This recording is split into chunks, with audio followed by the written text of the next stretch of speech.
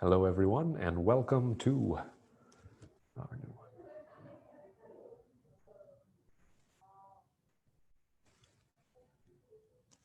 Hey, everybody, this is Mark with another English grammar guide for you here on YouTube, right? And today, I'd like to chat with you about a grammar point that's quite difficult for some of our students. And that's going to be these guys. We call them action and non-action verbs. Have you learned these before in your class? Maybe, right? So whenever we talk about a verb in English, right? I study English. Study is a verb. Or if I say I like pizza, like is a verb. Like we often use for actions, but also sometimes we use them for these. We use them for non-actions. So I want to think about the difference between an action and a non-action, okay? So let's see if we can think about this guy. I'm gonna call him James. See James, right? So if we have James right here, same guy. If we're talking about non-actions or states, I want to know what's, right? What's in here? Or maybe his heart, in his heart, in his head, right? Often we use this state or non-action for his opinions, right? His thoughts, anything like that, or any qualities that he has, right? The qualities about him. These things we cannot see.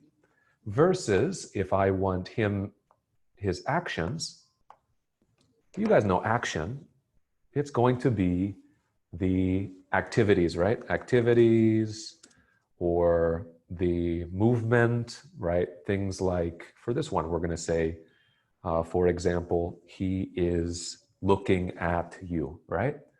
Activities, again, I think we have a good basic idea of what an action is, right? So I'm going to show you two examples. Let's see, which one is the state? Which one is the action? First one here, let's see. We got our buddy James. I'm going to say, this is James. This is James, okay? And James, I know something about James. James loves ice cream. He hates durian.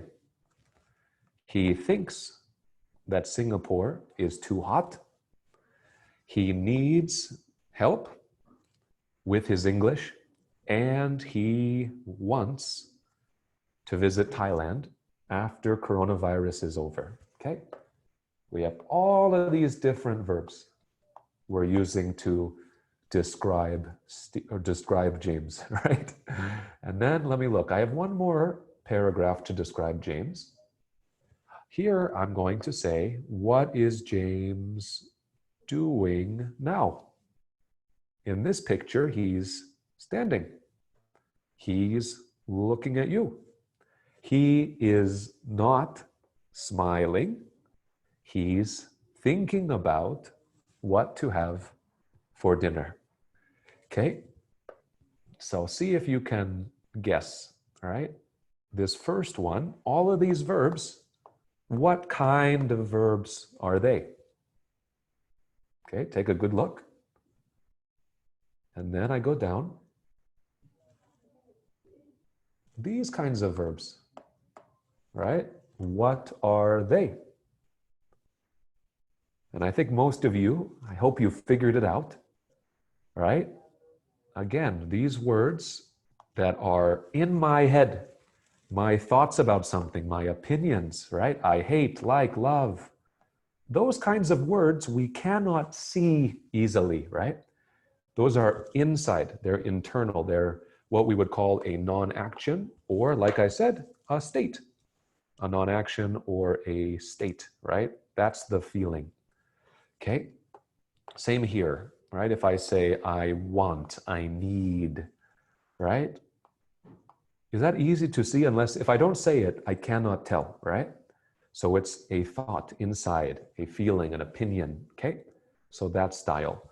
versus our actions, right? All of these, if I swim, run, play, study, those ones are very easy to see, right? You're doing it, right? Those are our action verbs. Now, our confusing ones, if I look here, I have think and think. I have and have. What's going on? Why do we have the word think as a state and as an action? Okay. For this one over here, I'm going to just put, I think English is interesting. See this one? I think. This think is talking about your opinion, right? Something, your thought inside your head. Versus, right, if I say, I'm thinking about what I have to do after class. This one is an action, right? If you do I'm thinking, you can see people do this. They go, right? That is a person thinking, right? As an action. So they're different. Okay, so there's our thinking. How about the word have? If you say, I have a cat. I have a cat. Okay, if I have a cat, that's something that's true for me, right? I have a cat.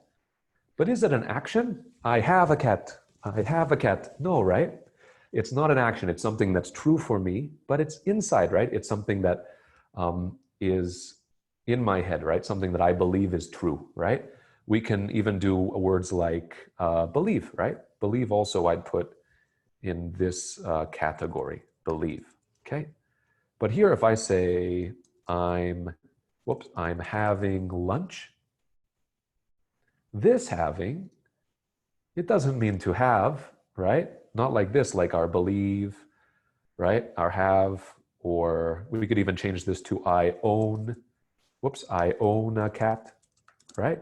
If we change it to that, there's that meaning. This one has a new meaning.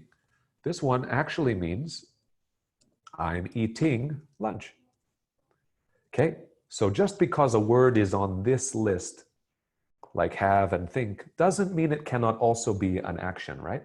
Sometimes a verb has two different ways we can use it, like our have, like our think. All right? So now before we go, just a couple more examples to help you out, right? More examples, a little bit more explanation. Why, right? Why, you're like, Mark, why are you teaching me this? Why is this important for me as a student? Well, I'm glad you asked. It's because in English, you're going to see this grammar. It's called the continuous tense. This guy right here. And the continuous tense is going to use our be verb, our be, am is are, right?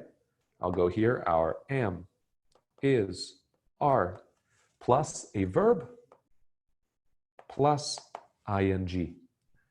Okay, you've learned this if you've studied elementary and up, right? So if I say doing, teaching, watching, these kinds of words, you have to use an action verb here. It has to be an action verb. Doing, teaching, playing, watching, right? We have to use the action verb here. The other ones, the state verbs, we don't usually use with the continuous tense. So for example, I'll give you one more here. See all of these are easy to see, right? Swimming, running, going, playing, eating, studying, all of these. Oh, I'm swimming now. I'm running. I'm eating. I'm studying, right? They're very easy to see. Easy to see. So we can call them the action verbs. Then ing is okay. You can always use ing with these verbs, okay? But if I change, right, I'll go back. What if I have those words again? These words that are my opinions or my feelings, right? I hate, I want, I have. In these situations, we cannot use the ing because ing is for an action. to continue an action. If it's like these words, the non-action, don't use the ing. All right? So for everybody, I hope that helped you today, right? If it did help you, please subscribe to our YouTube channel, and we'll try our best to help you with some more grammar, some more English in the future. Please comment below if you have any ideas about what you'd like to learn, what is difficult for you in English, and we'd love to give you some feedback and help you out. But for today, that's it for me. Have a wonderful week, and I'll see you in the next video.